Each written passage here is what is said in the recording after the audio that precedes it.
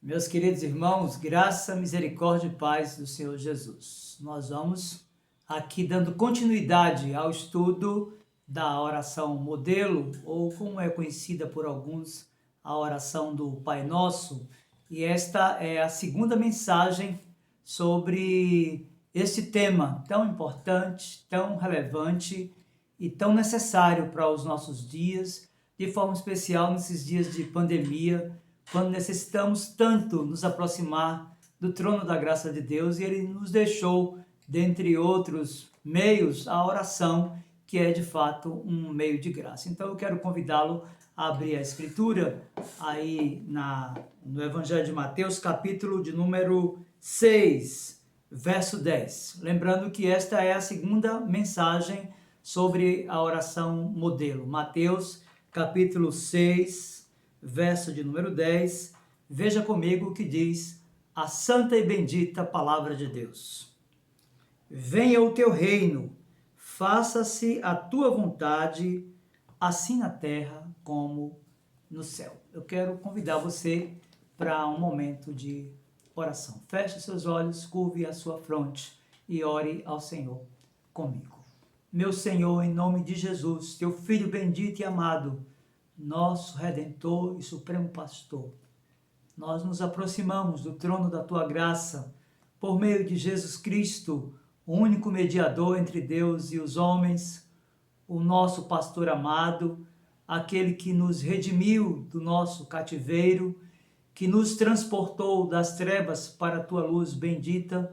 É por Ele, por seu sacrifício e méritos, que nos aproximamos de Ti nesta hora, para te suplicar que ensine-nos a tua palavra, de forma especial a porção lida seja um instrumento teu para o crescimento do teu povo, para a edificação e fortalecimento do teu povo e para o alcance dos teus eleitos, Senhor. Que eles sejam também despertados em seus sentidos, tenham consciência de pecados e clamem por socorro a ti. Que o Senhor faça tudo isso para a glória, honra e louvor de Jesus, por quem oramos. Amém. Meus irmãos, esta é a segunda mensagem cuja abordagem textual é a chamada oração modelo. Na mensagem anterior, nós aprendemos, através do texto imediatamente precedente, lições importantíssimas, e para iniciar esta segunda abordagem à oração modelo, eu quero lembrar para você, primeiro, que esta é uma oração modelo com princípios a serem observados. É um roteiro e não uma fórmula mágica a ser repetida. Nós falamos isso no final da última mensagem. Segundo, nós devemos santificar o nome de Deus através desta oração. E santificar, eu lembro a você, é tratar com reverência aquilo que é sagrado. Meus queridos, o texto que é objeto da exposição desta meditação tem no seu início um pedido. Veja comigo aí, Mateus capítulo de número 6, verso 10, logo na primeira parte, o Senhor Jesus ensinou aos seus discípulos a orar pedindo: venha o teu reino. O que nós precisamos de compreender aqui é que há inicialmente a necessidade de compreender o que o nosso Senhor desejou ensinar aos discípulos através da expressão reino de Deus nesta passagem. E o reino de Deus, segundo o registro textual e aquilo que nos ensinou William Hendrickson no comentário desta passagem, indica inicialmente o governo ou a soberania reconhecida de Deus. Esse poderia ser o significado, por exemplo, em Lucas capítulo 17, verso 21, quando o evangelista registrou a seguinte verdade: o reino de Deus está dentro de vós, e é o significado de Mateus capítulo 6, verso 10, quando o Senhor Jesus ensinou a orar dizendo: venha o teu reino, seja feita a tua vontade. Mas, em segundo lugar, O reino de Deus, como no registro de Mateus capítulo 6, verso 10, pode indicar a completa salvação, isto é, todas as bênçãos espirituais e materiais, ou seja, bênçãos para a alma e para o corpo, que resultam quando Deus é o Rei em nosso coração, reconhecido e obedecido como tal. Mas em terceiro lugar, o reino de Deus aqui, conforme Mateus capítulo 6, verso 10, pode indicar a igreja, a comunidade de homens e mulheres cujos corações Deus é conhecido como Rei. Reino de Deus e igreja, quando usados nesse sentido, são quase equivalentes entre si. Este é o significado de Mateus capítulo de número 16, verso 18 ao 19, quando o Senhor Jesus ensinou, por exemplo, aos seus discípulos, lhes dizendo: e sobre esta rocha edificarei a minha igreja, eu te darei as chaves do reino dos céus. Mas em quarto lugar, meu querido irmão e amigo, a ideia de reino aqui pode sinalizar também o reino redimido, ou seja, o novo céu e a nova terra, com toda a sua glória. Algo ainda futuro ou escatológico. Seria a realização final do poder salvífico de Deus. Assim, em Mateus capítulo 25, verso 34, o Senhor Jesus falou aos discípulos que eles herdariam um reino preparado para eles.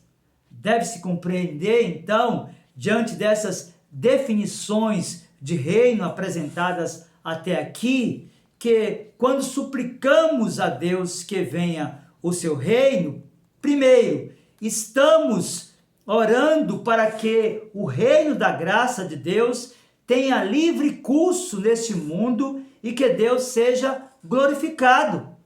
Além disso, meu querido irmão e amigo, estamos orando para que o reino de Satanás na terra seja destruído. E mais, estamos orando para que o reino da graça faça com que aqueles de nós que somos crentes sejamos os que são fortalecidos e estabelecidos aqui na terra. Mas em segundo lugar, nós estamos orando para que a segunda vinda e aparecimento do nosso Senhor Jesus Cristo seja apressada. Devemos orar seriamente para que isso aconteça no tempo de Deus e que nós estejamos prontos para esta vida, disse Leonard Horn, comentando esta passagem. Meus queridos, de fato, o Senhor Jesus chama a atenção dos seus discípulos e diz para eles que eles deveriam orar, dizendo: venha o teu reino. Meus irmãos, a pergunta 191 do Catecismo Maior de Westminster lança luz acerca da interpretação desta segunda lição ou segunda sentença da oração modelo ou da oração do Pai Nosso. Veja, a pergunta 171 do Catecismo Maior, 191 do Catecismo Maior, é a seguinte: o que pedimos na segunda petição? Veja bem qual é a resposta. Na segunda petição, que é: venha o teu reino, reconhecendo que nós e todos os homens estamos por natureza sob o domínio do pecado e de Satanás, pedimos que o domínio do mal seja destruído, o evangelho seja propagado por todo o mundo, os judeus chamados e a plenitude dos gentios seja consumada, que a igreja seja provida de todos os oficiais e ordenanças do evangelho, purificada da corrupção, aprovada e mantida pelo magistrado civil, que as ordenanças de Cristo sejam administradas com pureza, feitas eficazes para a conversão daqueles que estão ainda nos seus pecados e para a confirmação, conforto e edificação dos que estão já convertidos. Que Cristo reine nos nossos corações aqui e apresse o tempo de sua segunda vinda e de reinarmos nós com ele para sempre. Que ele apraza exercer o reino de seu poder em todo o mundo, de modo que melhor contribua para esses fins. Meus queridos, eu acho que nós já podemos compreender um pouco do que é que o Senhor Jesus estava falando quando ele ensinou aos discípulos a orar dizendo: venha o teu reino. Meus irmãos, Johannes Gerhard Voss destaca as três formas ou fases de Cristo ou do reino de Cristo e as apresenta da seguinte forma. Primeiro, ele diz que o presente reino espiritual de Cristo no coração do seu povo, chamado de reino da graça, é o que ele está ensinando aqui. Segundo, que o eterno reino em glória de Cristo, que começará na sua segunda vinda, chamado de reino de glória, é o que o Senhor Jesus está ensinando aqui. Terceiro, o reino do poder de Cristo, o mundo, pelo qual ele tem, no tempo presente, todo o poder no céu e na terra, mesmo a despeito de seus inimigos. Então nós olhamos para esta passagem, Mateus capítulo 6, verso de número 10, e compreendida então as questões anexas ao pedido venha o teu reino, você vai perceber comigo agora que a sequência do texto nos traz uma outra petição. O Senhor Jesus também ensinou aos discípulos a orar dizendo: faça-se a tua vontade, assim na terra como no céu. Muito bem. Para Matthew Henry, comentando esta passagem, oramos para que, tendo o reino de Deus chegado, nós e os outros possamos ser trazidos para a obediência a todas as suas leis e ordenanças. Desejamos que o reino de Cristo venha, que a vontade de Deus seja feita, e com isso que ele venha como o reino dos céus, que ele apresente um céu na terra.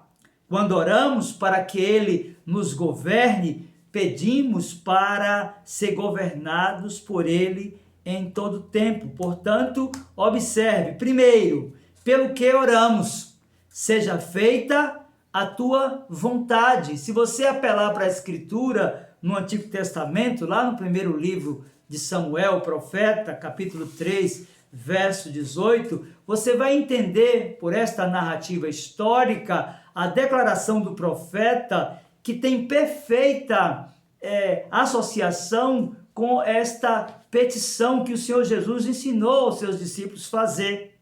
Samuel disse lá: Senhor, faça comigo e com o que tenho o que bem quiseres. Meus queridos, eu me sujeito a ti, estou bem satisfeito pelo fato de todo o teu conselho a meu respeito ser executado. É mais ou menos a ideia que nós temos tanto no passado, no primeiro livro do profeta Samuel, como nessa declaração aqui, na chamada oração modelo ou oração do Pai Nosso. Portanto, nesse sentido, Cristo orou: não se faça a minha vontade, mas a tua. Portanto, nesse sentido, ele ensinou aos discípulos a orar, pedindo capacitação para fazer o que agrada a Deus e não a nós mesmos. É importante compreendermos isso e percebermos como esta oração, ela colide com esse modelo odierno de oração, onde muitos se colocam diante de Deus para pedir aquilo que lhes apraz, e muitas vezes até dizendo para Deus o que é que ele tem que fazer. A ideia aqui, meus queridos irmãos, é que a vontade de Deus seja feita na nossa vida e não a nossa própria vontade, a vontade da carne ou a da mente, não a vontade dos homens, muito menos a vontade de Satanás, mas a vontade de Deus, que é o padrão daquilo que Ele quer para nós.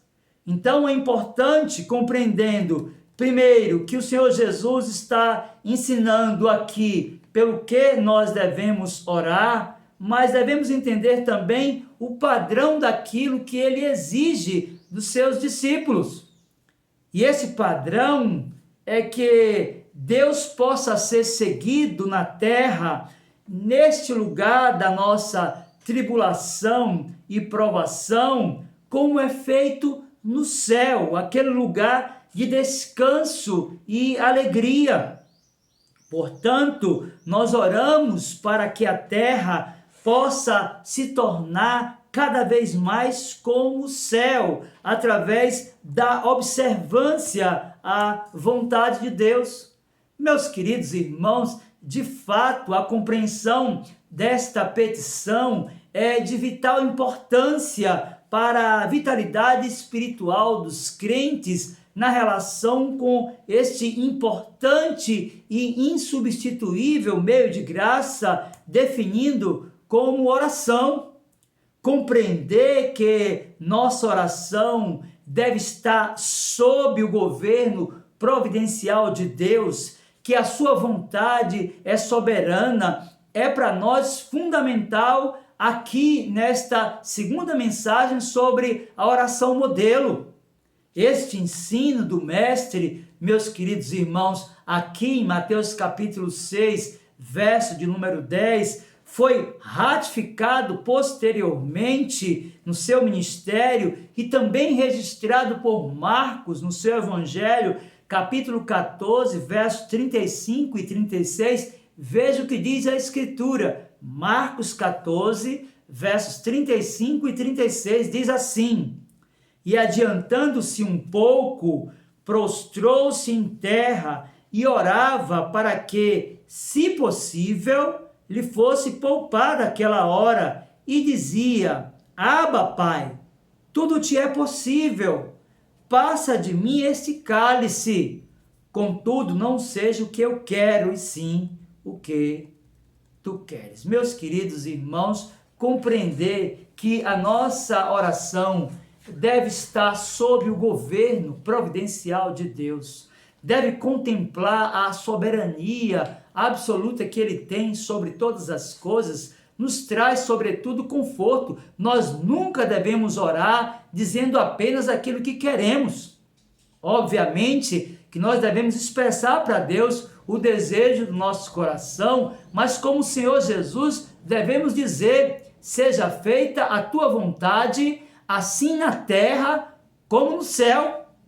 O apóstolo Paulo, escrevendo aos Romanos e discorrendo acerca dos mediadores presentes na oração e a forma como ela é respondida, ele afirmou o seguinte: veja comigo agora Romanos capítulo 8, versos 26 e 27, como esse texto ele reflete um pouco da soberania de Deus também na oração de todo cristão. Romanos 8, 26 e 27, a palavra de Deus nos diz assim: Também o Espírito semelhantemente nos assiste em nossa fraqueza, porque não sabemos orar como convém, mas o mesmo Espírito intercede por nós sobremaneira com gemidos inexprimíveis, e aquele que sonda os corações sabe qual é a mente do Espírito. Veja o que o apóstolo disse agora: porque segundo a vontade de Deus é que ele intercede pelos santos. Veja então que o Espírito Santo, ele é um mediador na terra, no coração da igreja, que habita nos crentes, e a sua intercessão não é segundo aquilo que desejamos, mas segundo a vontade do próprio Deus. Se você continuar folheando a carta de Paulo aos Romanos, agora no capítulo 12, versos 1 e 2, você vai encher o seu coração de conforto e de consolo em saber que a vontade de Deus, ela é boa, perfeita e agradável, e é sempre melhor contar com a soberania de Deus na oração e com a vontade de Deus que é boa, perfeita e agradável, porque isso de alguma forma vai trazer conforto, consolo e esperança ao nosso coração. Primeiro, sabendo que o Espírito intercede por nós, considerando a vontade de Deus, que é soberana. Segundo, compreendendo que a vontade de Deus, meu querido irmão, ela é melhor do que a minha e do que a sua. Por quê? Porque ela é boa, perfeita e agradável. Abra aí a sua Bíblia em Romanos capítulo de número 12, versos 1 e 2, e você vai ver, o apóstolo Paulo disse assim: rogo-vos, pois, irmãos, pelas misericórdias de Deus, que apresenteis o vosso corpo por sacrifício vivo, santo e agradável a Deus, que é o vosso culto racional. E não vos conformeis com este século, mas transformai-vos pela renovação da vossa mente, para que experimenteis qual seja a boa, agradável e perfeita vontade de Deus. Meus queridos irmãos e amigos, diante do que vimos na exposição dessas petições, nesta segunda mensagem sobre a oração modelo ou oração do Pai Nosso, é importante destacar que a expressão venha o teu reino nos remete, primeiro, à necessidade de orar para que o reino de Deus se manifeste na vida dos eleitos através da evangelização e de missões. E a pergunta é: você tem sido esse canal de evangelização e de missões, anunciando às pessoas da sua casa, do seu bairro, da sua igreja, do seu trabalho, do seu colégio, da sua faculdade, que o reino de Deus está presente na terra? Segundo, devemos compreender que essa expressão venha o teu reino tem relação com a destruição do reino, vigiando e orando e conscientes de que a qualquer momento o rei aparecerá nas nuvens, ao som dos clarins, e virá julgar vivos e mortos. Ou seja, a segunda lição que nós temos na conclusão dessa mensagem é que quando nós oramos suplicando a Deus que venha o seu reino, nós estamos orando também pela destruição do reino oponente de Satanás, que trabalha contra o avanço do reino de Cristo, mesmo consciente de que as portas do inferno não prevalecerão contra a igreja do nosso Senhor Jesus Cristo. Satanás tenta impedir que o reino avance no coração das pessoas. Então, quando nós oramos, suplicando que venha o reino de Cristo na terra, nós devemos compreender que nós estamos entrando em uma batalha espiritual contra as forças do mal, contra o reino das trevas, pedindo a Cristo que venha, estabeleça definitivamente o seu reino, destruindo o reino de Satanás. Por fim, meu querido irmão e amigo, quanto à expressão textual em Mateus capítulo 6, verso 10, seja feita a tua vontade, é necessário lembrar que oração não muda a vontade soberana de Deus, mas acomoda o que desejamos, a sua vontade, que é boa, que é perfeita e que é agradável. Portanto, se você tem alguma demanda, se você tem apresentado a Deus essa demanda constantemente e você não tem sido atendido ainda, saiba que um dia para Deus é como 1000 anos e 1000 anos é como um dia. E compreenda também que a vontade de Deus, além de ser soberana, ela é boa, perfeita e agradável. Então, tente conviver com as suas lutas, com as suas adversidades, com seus enfrentamentos, com seus conflitos, compreendendo que Deus jamais abandona o seu trono e que de fato há uma sala de comando no trono e um Deus que rege, que domina, que controla cada detalhe da nossa existência. Portanto, quando você estiver orando e declarar: venha o teu reino, faça-se a tua vontade, assim na terra como no céu, aprenda, sobretudo, que esta é uma oração poderosa e que haverá um dia que Cristo voltará para estabelecer definitivamente o seu reino aqui na terra. A minha oração e súplica é que esta mensagem possa ter abençoado a sua vida e a sua casa. Que Deus, pois, aplique a sua palavra ao nosso coração. Eu quero orar com você e por você nesta hora. Feche os seus olhos e vamos orar ao Senhor. Meu Senhor, em nome de Jesus, teu Filho bendito e amado, nós te louvamos por tua palavra tão maravilhosa, por aquilo que aprendemos nesta segunda petição da oração modelo, da oração do Pai Nosso. Queremos te pedir, meu Senhor, que tudo quanto aprendemos nesta lição seja aplicado ao coração do teu povo, que haja crescimento, edificação, santificação, para que Cristo, nosso Redentor e Supremo Pastor, seja honrado e glorificado. Em nome dele nós oramos. Amém. Deus, pois, abençoe a sua vida, meu querido, minha querida, no nome bendito e poderoso do Senhor Jesus.